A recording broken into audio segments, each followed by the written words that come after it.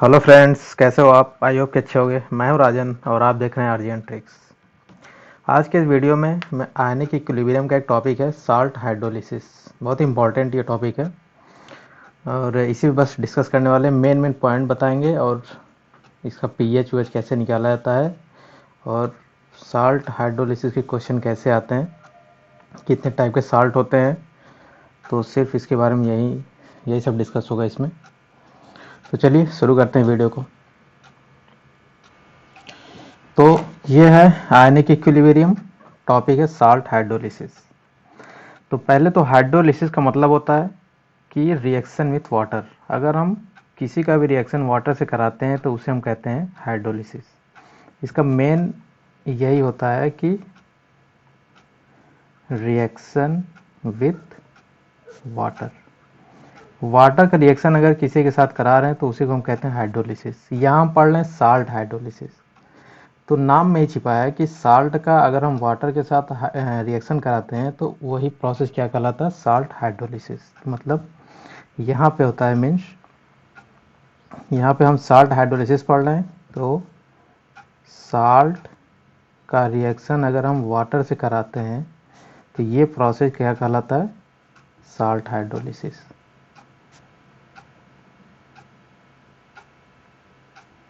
इसे हम कहते हैं साल्ट हाइड्रोलिसिस। आपने पढ़ा होगा कि एक जो न्यूट्रलाइजेशन रिएक्शन होता है कि एसिड का रिएक्शन अगर बेस से हम कराते हैं तो वो हमेशा क्या बनता है, साल्ट प्लस वाटर बनता है। एसिड का अगर रिएक्शन हम बेस से कराते हैं तो प्रोडक्ट क्या बनता है, साल्ट प्लस वाटर। अब आप रिएक्शन को गौर से देखिए, आपको लगता होगा मतलब यहाँ पे साल्ट प्लस वाटर यहाँ प्रोडक्ट बन रहा है और हम कह रहे हैं, उसकी बात भी कह रहे हैं कि साल्ट का वाटर के साथ रिएक्शन करा रहे हैं तो साल्ट हाइड्रोलिसिस हो रहा है। तो आप ये कह सकते हैं कि जो ये न्यूट्रलाइजेशन रिएक्शन है इसी का जो रिवर्स प्रोसेस होता है उसी को हम क्या कहते हैं, साल्ट हाइड्रोलिसिस। मतलब इसी का रिवर्स होता है, न्यूट्रलाइजेशन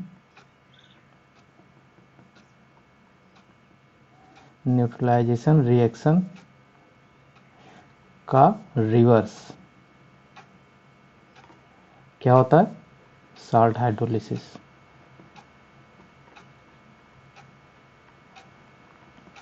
तो यही होता है कि न्यूट्रलाइजेशन रिएक्शन का साल्ट रिवर्स यानी उल्टा प्रोसेस क्या होता है, साल्ट हाइड्रोलिसिस होता है। क्योंकि एसिड और बेस से क्या बनता है, साल्ट प्लस वाटर बनता है। और हम आज इसी का टॉपिक भी है कि साल्ट हाइड्रोलिसिस क्या होता है, कि साल्ट का अगर हम वाटर के साथ रिएक्शन कराते हैं तो उसी को हम कहते हैं साल्ट हाइड्रोलिसिस। जनरली क्या होता है कि आपको ये पता होगा,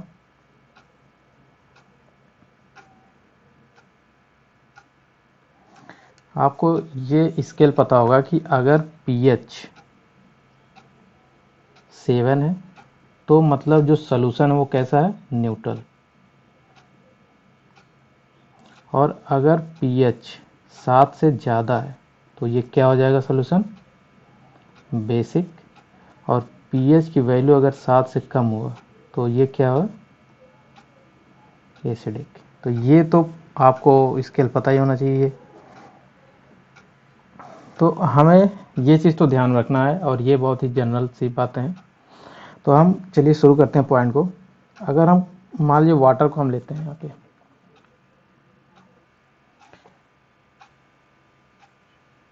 तो यहाँ पे हम वाटर को ले रहे हैं। देखिए ये है वाटर।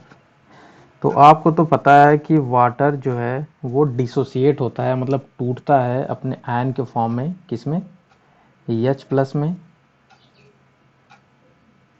और ओ एच माइनस में। ये डिसोसिएट हो गया वाटर। और हम मान रहे हैं कि हमारे पास एक साल्ट है A B, A positive B negative, यानी ए केटायन और बी एनायन। ये हमारे पास एक साल्ट है और वाटर इसमें डिसोसिएट हुआ। तो ये साल्ट का अगर हम वाटर के साथ रिएक्शन करा रहे हैं तो आप देखिए ये जो केटायन पोर्शन है वो वाटर के निगेटिव पोर्शन के पास जाएगा और उससे रिएक्ट करेगा। और जो इसका एनायन पोर्शन होता है वो वाटर के पॉजिटिव पोर्शन पे जाएगा और उससे रिएक्ट करेगा। तो यहाँ पे जो केटायन पोर्शन है वो वाटर के निगेटिव पोर्शन पे जाके अटैक कर रहा है। तो इस प्रोसेस को हम कहते हैं केटायनिक हाइड्रोलिसिस।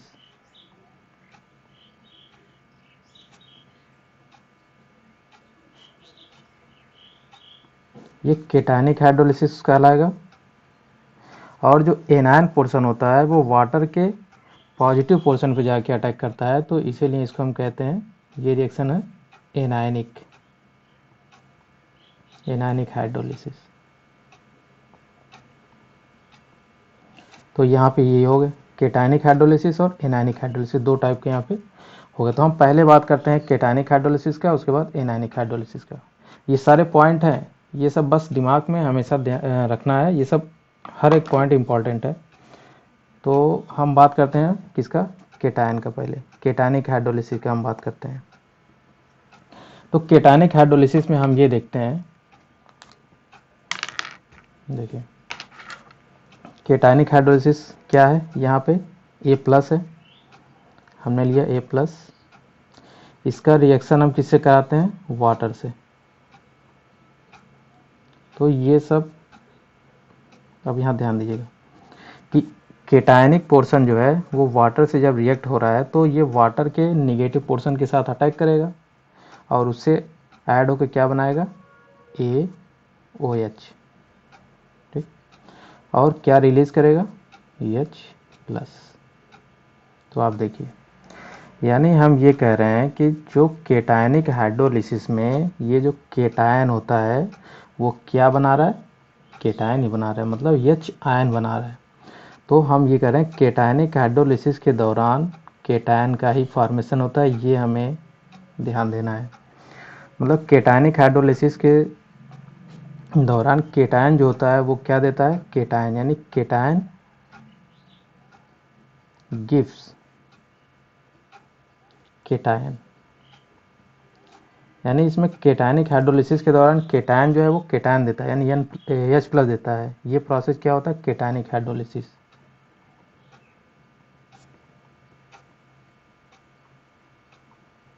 ये केटायनिक हाइड्रोलिसिस हो गया। तो यहाँ पे क्या हो रहा है, ये केटायन है A+, क्या बना रहा है, केटायन H+ दे रहा है। तो हम ये कह रहे हैं कि अब केटायनिक हाइड्रोलिसिस के दौरान केटायन बन रहा है, तो मतलब सॉल्यूशन में H+ आयन बढ़ रहा है। तो H+ आयन जब भी सॉल्यूशन में बढ़ेगा तो pH क्या होगा, घटेगा। और pH जब घटेगा तो सॉल्यूशन कैसे किधर शिफ्ट होगा, एसिड की तरफ शिफ्ट। तो यहाँ पे है केटायनिक हाइड्रोलिसिस के दौरान केटायन का फॉर्मेशन हो रहा है। तो हम ये कह सकते हैं कि केटायनिक हाइड्रोलिसिस, कहीं जहाँ भी केटायनिक हाइड्रोलिसिस होगा वहाँ सबसे पहले फर्स्ट कैलकुलेट,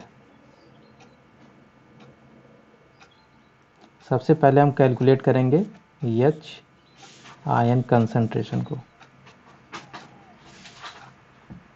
और केटायनिक हाइड्रोलिसिस जहाँ भी हो रहा है वहाँ पे सॉल्यूशन में H+ रिलीज हो रहा है। मतलब केटायनिक हाइड्रोलिसिस में क्या होता है, H आयन जो होता है वो रिलीज होता है। अब H आयन रिलीज होगा, सॉल्यूशन में बढ़ेगा, मतलब pH जो होगा वो कम होगा, pH 7 से कम होगा। pH जब 7 से कम होगा देन रिएक्शन या सॉल्यूशन शिफ्ट होगा एसिड की तरफ। तो ये हमें ध्यान देना है कि अगर कहीं भी केटायनिक हाइड्रोलिसिस हो रहा है तो वहाँ पे H आयन रिलीज होगा, और H आयन रिलीज होने से pH जो होता है वो घटेगा, और pH घटेगा तो सॉल्यूशन किधर शिफ्ट होगा, एसिड की तरफ। तो ये होता है किसका, केटायनिक हाइड्रोलिसिस के बारे में। और सेम होता है एनायनिक हाइड्रोलिसिस। अब ये केटायनिक हाइड्रोलिसिस में ये हमें पॉइंट याद रखना है, और हमें ये रखना है कि कहीं भी केटायनिक हाइड्रोलिसिस हो रहा है तो वहाँ पे सबसे पहले हमें कैलकुलेट करना पड़ता है H आयन कंसंट्रेशन को। ये सब कुछ बेसिक पॉइंट है जो हम बता रहे हैं। दूसरा बात करते हैं हम एनायनिक हाइड्रोलिसिस का। तो देख लीजिए, अभी तो केटायनिक हाइड्रोलिसिस में ये सारे पॉइंट थे। अब एनायनिक में क्या होता है, यहाँ B- था। अब इसका हम वाटर के साथ रिएक्शन कराते हैं तो ये क्या बनेगा, ये निगेटिव है, मतलब इसके पॉजिटिव पोर्शन से ऐड करेगा और BH बनाएगा, BH + OH निगेटिव। तो यहाँ पे देखिए, कहीं भी एनायनिक हाइड्रोलिसिस हो रहा है तो एनायनिक हाइड्रोलिसिस में एनायन जो होता है वो क्या दे रहा है, एनायन। मतलब इसमें एनायन गिव्स एनायन, मतलब एनायन, इसमें ये एनायनिक हाइड्रोलिसिस है।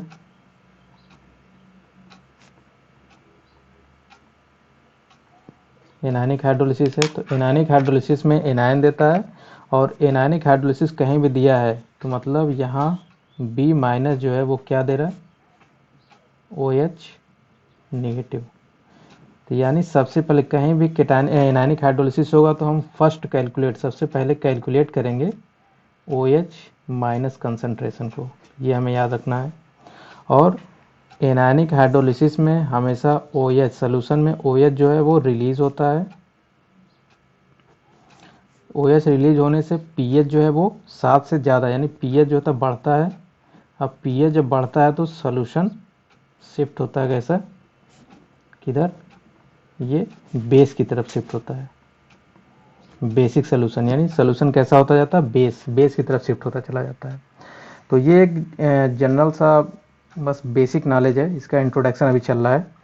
तो अब मतलब अभी तक तो यही था कि वाटर किस में डिसोसिएट होता है, और केटायनिक हाइड्रोलिसिस क्या होता है, और एनायनिक हाइड्रोलिसिस क्या होता है। केटायनिक हाइड्रोलिसिस का क्या कैरेक्टर होता है कि ये हमेशा केटायन केटायन देता है, और केटायनिक हाइड्रोलिसिस में सबसे पहले हम एच आयन को कैलकुलेट करते हैं, और अगर केटायनिक हाइड्रोलिसिस जहाँ कहीं हो रहा है तो वहाँ पे एच आयन रिलीज होता है, और एच आयन रिलीज होने से पीएच जो होता है वो 7 से कम होता है, जिससे सोल्यूशन एसिड की तरफ शिफ्ट होता है।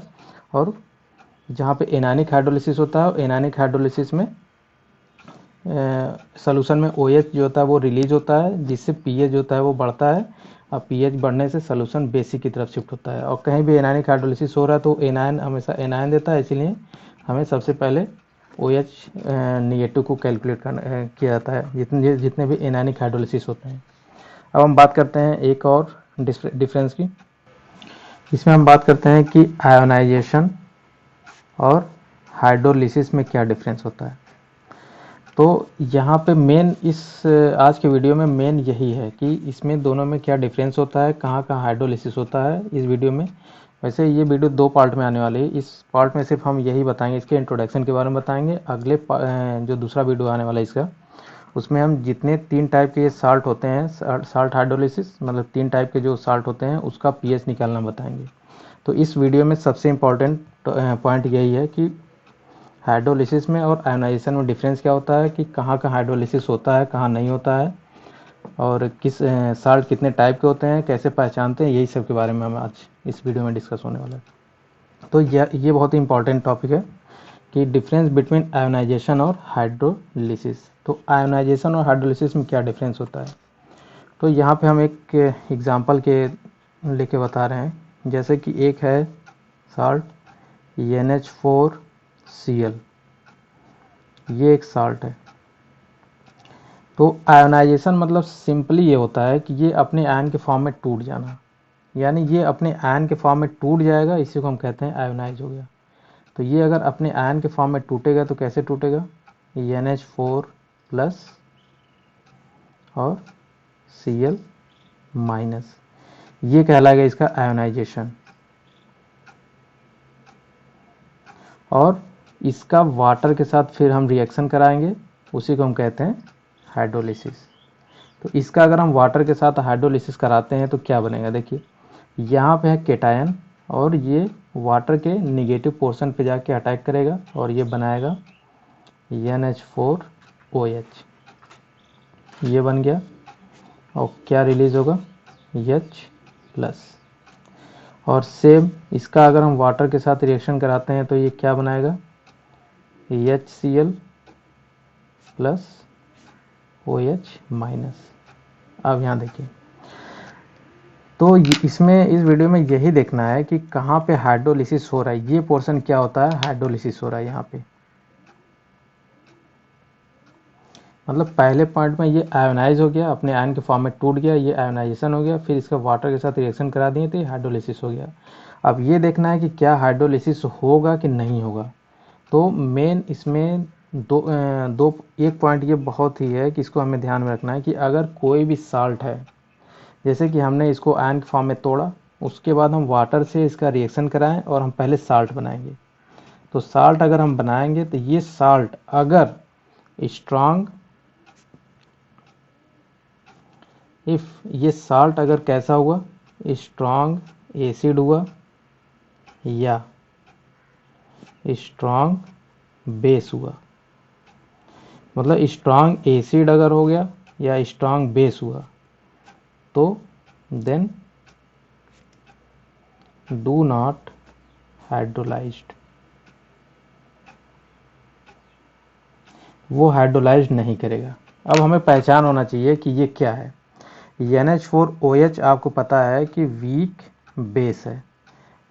अगर आप साल्ट हाइड्रोलिसिस की स्टडी कर रहे हैं तो आपको इतना पता होना चाहिए कि कौन साल्ट क्या है, वीक एसिड क्या है, वीक बेस क्या है, स्ट्रॉन्ग एसिड क्या है, स्ट्रॉन्ग बेस क्या है। तो ये NH4OH जो है वो वीक बेस होता है और HCl जो है वो स्ट्रॉन्ग एसिड होता है।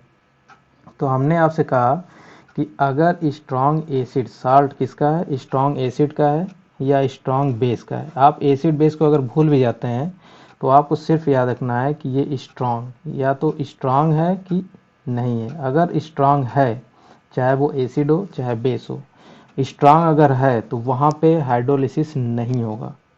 तो मतलब यहाँ पे क्लोरीन वाटर के साथ रिएक्शन नहीं करेगा, क्योंकि हमने इसका साल्ट बना के देखा है, ये HCl बना, ये स्ट्रॉन्ग एसिड है और स्ट्रॉन्ग एसिड का हाइड्रोलिसिस नहीं होता है, मतलब यहाँ पे ये हाइड्रोलिसिस नहीं होगा, सिर्फ इसका आयोनाइजेशन होगा। अब यहाँ पे चेक करते हैं, यहाँ पे NH4OH ये वीक बेस है।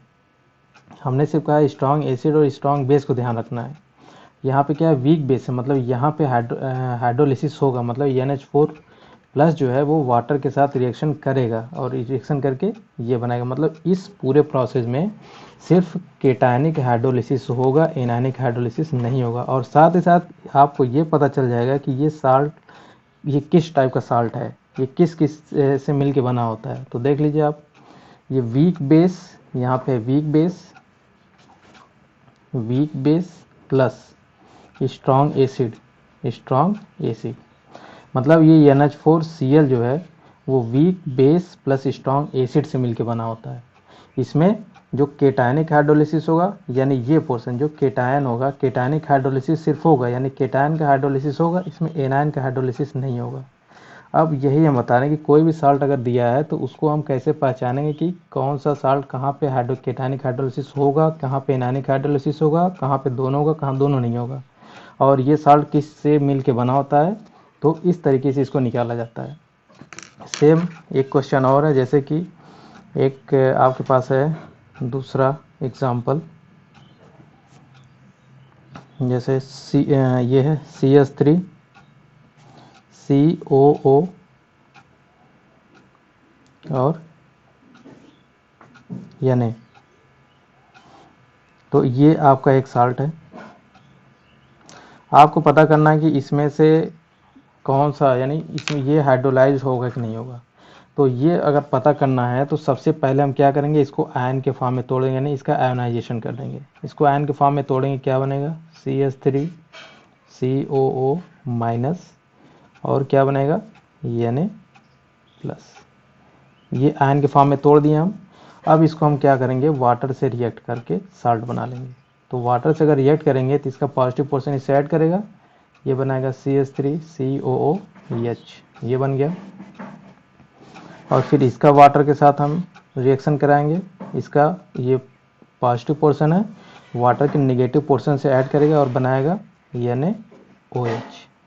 अब आप देखिए ये क्या है, ये CH3 COOH। आपको पता होना चाहिए कि ये जो है वीक एसिड है, ठीक, ये वीक एसिड है और NaOH जो होता है वो स्ट्रॉन्ग बेस होता है। आपको इसका पता होना चाहिए कौन एसिड है, कौन स्ट्रॉन्ग एसिड है, कौन वीक बेस है, इसका नॉलेज होना चाहिए। तो यहाँ पे देखिए ये स्ट्रॉन्ग बेस है और ये वीक एसिड है। हमने आपसे कहा कि अगर स्ट्रॉन्ग एसिड हुआ या स्ट्रॉन्ग बेस हुआ तो वो हाइड्रोलाइज नहीं करता है, मतलब सोडियम आयन जो है यानी Na प्लस जो है वो वाटर के साथ रिएक्शन नहीं करेगा। यहाँ पे मतलब ये केटानिक हाइड्रोलिसिस हो रहा है यहाँ पे ना, तो केटानिक यहाँ पे हाइड्रोलिसिस नहीं होगा, क्योंकि हमने साल्ट बना के देखा NaOH आया और NaOH क्या है, स्ट्रॉन्ग बेस है, ये स्ट्रॉन्ग है, इसीलिए यहाँ पे हाइड्रोलिसिस नहीं होगा, इसका हाइड्रोलिसिस नहीं होगा।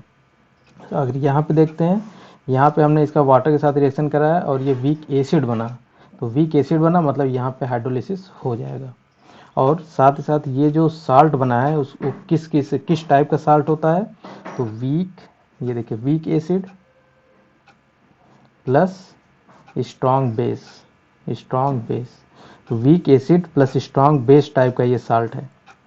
तो इससे हम ये पता कर लेंगे कि अब देखिए यहाँ पे केटायनिक हाइड्रोलिसिस हो रहा था, यहाँ पे एनायनिक हाइड्रोलिसिस नहीं हो रहा था, यहाँ पे एनायनिक हाइड्रोलिसिस हो रहा है, यहाँ पे केटायनिक हाइड्रोलिसिस नहीं हो रहा है। तो इस तरीके से हम इसमें यही पता कर सकते हैं कि कौन सा साल्ट कहाँ पे केटायनिक हाइड्रोलिसिस हो रहा है, कहाँ पे एनायनिक हाइड्रोलिसिस हो रहा है, और ये साल्ट किस टाइप का साल्ट है। तो इस तरीके से ये ऐसे, यानी इस पॉइंट में सबसे इम्पोर्टेंट यही था। इसमें एक एग्जांपल जैसे देखिए, एक ये कहीं कहीं किसी एक का होता है, कहीं कहीं दोनों का होता है, कहीं कहीं दोनों का नहीं होता है। तो जैसे एक एग्जांपल ये है CH3COO और NH4, ये एक साल्ट दिया है आपका। अब यही पूछा है कि इसको ये हाइड्रोलाइज होगा कि नहीं होगा, इसका हाइड्रोलिसिस होगा कि नहीं। तो ऐसे निकालने के लिए सबसे पहले हम क्या करेंगे, इसको आयन के फॉर्म में तोड़ देंगे। तो आयन के फॉर्म में तोड़ेंगे, क्या बनेगा, CH3COO माइनस, और यहाँ क्या बनेगा, NH4 प्लस। आयन के फॉर्म में तोड़ दिए। अब हम इसमें क्या करेंगे, वाटर को ऐड कर देंगे। जब वाटर को हम ऐड करेंगे तो यहाँ पे कौन सा साल्ट बनेगा, CH3COOH, ये बना। और इसमें अगर हम ऐड करेंगे तो H2O, तो यहाँ पे पॉजिटिव पोर्शन इसके नेगेटिव पोर्शन से ऐड करेगा, और ये बनाएगा NH4OH। अब आप देखिए ये CH3COH, ये वही चीज़ है, वीक एसिड है, और NH4OH जो होता है वो वीक बेस होता है। तो यहाँ पे स्ट्रांग तो आया नहीं, तो मतलब हमें तो सिर्फ ये पता है कि स्ट्रांग को हमें ध्यान देना है कि अगर स्ट्रांग एसिड हुआ या स्ट्रांग बेस हुआ, एसिड हुआ बेस हुआ, इसे हमें नहीं बताया, स्ट्रांग नहीं होना चाहिए। अगर स्ट्रांग हुआ तो वो हाइड्रोलाइज नहीं करेगा। लेकिन यहाँ पे तो देखिए दोनों वीक है, यहाँ वीक एसिड है, वीक बेस है, मतलब यहाँ भी हाइड्रोलिसिस होगा और यहाँ भी हाइड्रोलिसिस होगा। मतलब यहाँ पे केटायनिक हाइड्रोलिसिस और एनायनिक हाइड्रोलिसिस दोनों हो रहा है। और ये जो साल्ट है वो किस टाइप का साल्ट है, तो ये वीक एसिड, ये देखिए weak acid plus weak base, week acid plus weak base type का ये साल्ट है। तो ये इस पॉइंट में हम बस यही बताएं कि हाइड्रोलिसिस, यानी अगर कोई एक साल्ट दिया है तो उसका हाइड्रोलिसिस हो रहा है कि नहीं हो रहा है, यही आपको पता करना है। तो सिंपली हम बस कोई, तो इसमें हम यही पता करेंगे कि मतलब कोई भी साल्ट अगर दिया है तो वो कैसे हम निकालेंगे कि ये हाइड्रोलिसिस का हो रहा है कि नहीं हो रहा है, और ये साल्ट का किस टाइप का साल्ट है वो भी हम कैसे पता करेंगे। तो इसमें यही हम आपको बताने की कोशिश की है कि पहले इसको एनालाइज कर दीजिए, फिर वाटर को ऐड करके साल्ट बना लीजिए। अगर साल्ट स्ट्रॉन्ग एसिड और स्ट्रॉन्ग बेस के अलावा जो भी हुआ तो उसका हाइड्रोलिसिस होगा, और स्ट्रॉन्ग बेस और स्ट्रॉन्ग एसिड हुआ तो उसका हाइड्रोलिसिस नहीं होगा। तो ये था एग्जाम्पल। जनरली इसमें 3 टाइप के साल्ट पड़ते हैं, ये साल्ट हाइड्रोलिसिस का टॉपिक है, और जनरली इसमें 3 टाइप के साल्ट पड़ते हैं, यानी हाइड्रोलिसिस, साल्ट हाइड्रोलिसिस के आधार पे बेसिकली इसमें 3 टाइप के। तो बेसिकली क्या है कि इस चैप्टर में जो साल्ट हाइड्रोलिसिस है, तो साल्ट हाइड्रोलिसिस के आधार पे इसमें हम 3 टाइप के साल्ट पढ़ते हैं। पहला है salt of week acid plus strong base, दूसरा है salt of weak base plus strong acid, और तीसरा है salt of week acid plus weak base. इसी 3 साल्ट के बारे में हमें पढ़ना है। नेक्स्ट वीडियो में हम तीनों साल्ट का पीएच कैसे निकाला जाता है और उस पर क्वेश्चन कैसे आते हैं उसके बारे में हम डिस्कस करेंगे। आज के वीडियो में बस यही था कि हम बस इंट्रोडक्शन इसका दिए थे, और मेन पॉइंट हमारा था यही बताने का है कि कहाँ कहाँ कैसे कैसे हाइड्रोलिसिस होगा, और कौन सा कोई साल्ट दिया है तो उसको कैसे हम पता करेंगे कि ये साल्ट किस टाइप का साल्ट है। और तो आज यही इंट्रोडक्शन में इतना ही था। अगले वीडियो में हम इन तीनों साल्ट के बारे में पीएच कैसे निकाला जाता है उसके बारे में बताएंगे, और साथ ही साथ उसमें क्वेश्चन कैसे पुटअप किया जाता है और उसको सॉल्व कैसे किया जाता है उसके बारे में बताएंगे। और ये एक क्वेश्चन है, इसको आप ट्राई कीजिएगा खुद से कि NaCN है, इसमें पता करना है कि ये किस टाइप का साल्ट है। वीक एसिड है, week acid plus strong base का है, कि weak base plus strong acid का है, कि week acid plus weak base का है, ये आपको पता करना है। किस टाइप का साल्ट है ये पता कीजिएगा। और ये इसमें केटानिक हाइड्रोलिसिस हो रहा है या एनानिक हाइड्रोलिसिस हो रहा है, ये भी फाइंड करना है। जैसे यहाँ पे हम आपको बताएं कि यहाँ पे केटानिक हाइड्रोलिसिस भी हो रहा है, एनानिक हाइड्रोलिसिस भी हो रहा है, यहाँ केटानिक हाइड्रोलिसिस भी हो रहा है, एनानिक हाइड्रोलिसिस भी हो रहा है। यहाँ पे सिर्फ एनानिक हाइड्रोलिसिस हो रहा है, केटानिक हाइड्रोलिसिस नहीं हो रहा है, और यहाँ पे केटानिक हाइड्रोलिसिस हो रहा है, एनानिक हाइड्रोलिसिस नहीं हो रहा है। तो यही आपको इसमें फाइंड करना है कि कौन सा इसमें केटानिक हाइड्रोलिसिस हो रहा है या एनानिक हाइड्रोलिसिस हो रहा है, ये फाइंड करना है, और ये किस टाइप का साल्ट है ये फाइंड करना है। तो ये इसको आपको से ट्राई कीजिएगा, और मिलते हैं हम अगले वीडियो में। और अगले वीडियो में इस तीनों साल्ट के बारे में, पीएच कैसे निकाला जाता है उसके बारे में डिस्कस करेंगे, और उसके पीएच का कुछ क्वेश्चन कैसे आते हैं और उसको सॉल्व करके भी आपको दिखाएंगे। तो आज के वीडियो में बस यही था, जो इसका इंट्रोडक्शन साल्ट हाइड्रोलिसिस का। तो अगर अच्छा लगा तो वीडियो को लाइक कीजिएगा। तो मिलते हैं हम अगले वीडियो में, तब तक के लिए बाय।